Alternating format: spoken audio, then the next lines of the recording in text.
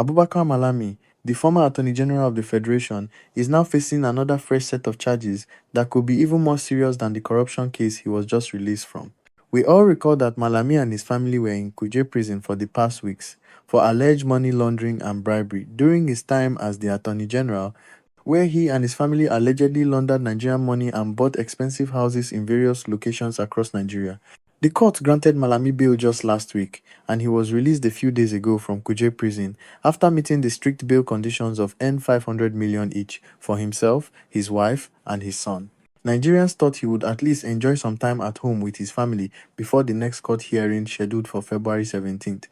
But now he is going back to that same prison again, and this time for something even more shocking than corruption. Before his release, the court had ordered EFCC to take over some of the houses that Malami acquired through his alleged money laundering schemes. Following these orders, EFCC officials went to search his house in Kebbi State to formally take possession of the property and document everything inside. To their complete surprise, they discovered a cache of arms and ammunition hidden in his house in Kebbi.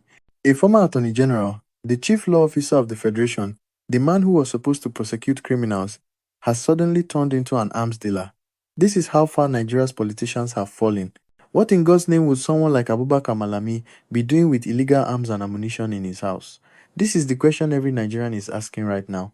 Malami was not a soldier or a security officer. He was a lawyer, a senior advocate of Nigeria, and the Attorney General of the Federation.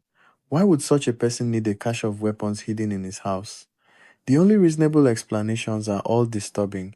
Either he was involved in arming criminals and terrorists, or he was preparing for some kind of violent activity himself, or he was storing weapons for other people who are involved in criminal activities. No matter which explanation is true, it shows that Malami is far more dangerous than anyone initially thought. The EFCC, upon seeing these arms and ammunition, immediately contacted the Department of State Services, which has the constitutional power and expertise to investigate matters relating to arms, weapons, and terrorism. The DSS has now taken over this aspect of Malami's case, and Malami is now fully indicted for illegal possession of arms and potential links to terrorism. He will be returning to prison while the DSS conducts a thorough investigation into where these weapons came from, how he acquired them, what he intended to use them for, and whether he has been supplying weapons to terrorist groups or criminal gangs operating in Nigeria. Terrorism has been one of the major issues facing Nigeria, killing thousands of people, displacing millions, destroying communities, and holding back national development for over a decade. When people like Abubakar Malami, who are supposed to interpret and uphold the law, are found with illegal arms in their houses, it means something has gone terribly wrong in Nigeria. How can the person who was supposed to be prosecuting terrorists and criminals be potentially involved in arming them? How can the Attorney General who should be fighting illegal weapons be storing them in his own house? This is a complete betrayal of the trust that Nigerians placed in him when he was appointed to that high office. It shows that the corruption in Nigeria goes deeper than just stealing money. Some of these politicians may actually be involved in the violence and insecurity that is destroying the country. According to the DSS, the arms and ammunition recovered from Malami's house were not licensed weapons. This is very important because in Nigeria, certain people like former government officials can legally own firearms if they have proper licenses and permits. But these weapons found in Malami's house were completely illegal and unlicensed.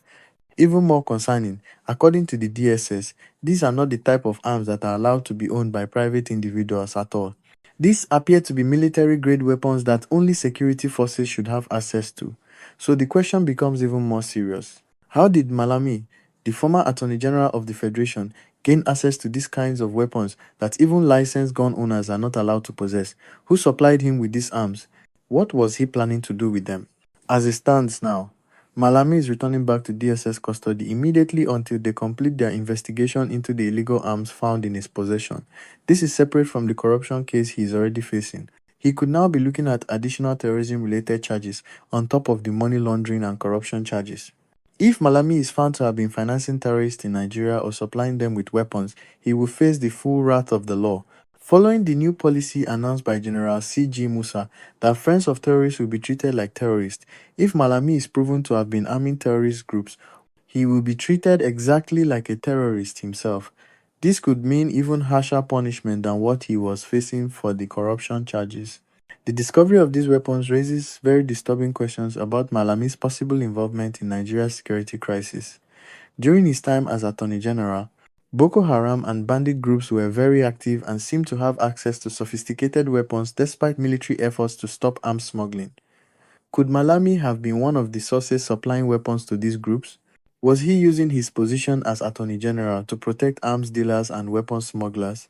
Was he directly involved in arming the terrorists and bandits who have been killing Nigerians? These are questions that the DSS investigation must answer thoroughly. Malami's case might be the first concrete evidence of this high-level involvement in terrorism.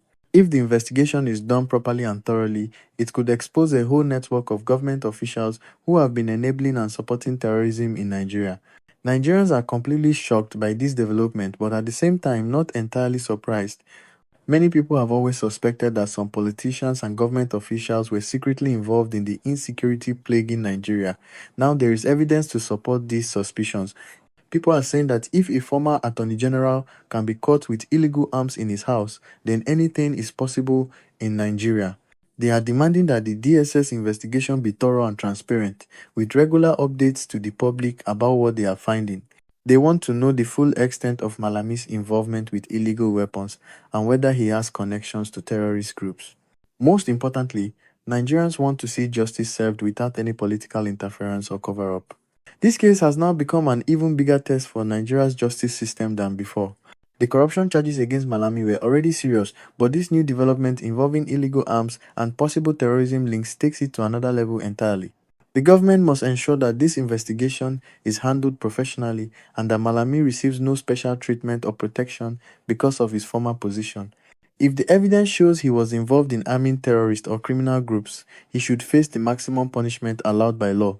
Anything less would be a complete failure of justice and would confirm Nigerians' worst fears that powerful politicians are above the law no matter what crimes they commit. What do you think about the discovery of illegal arms in Malami's house? Does this prove that some politicians are involved in arming terrorists? What punishment should Malami receive if found guilty? Share your thoughts in the comments below. Don't forget to subscribe to our channel and turn on notifications for more updates on this explosive case.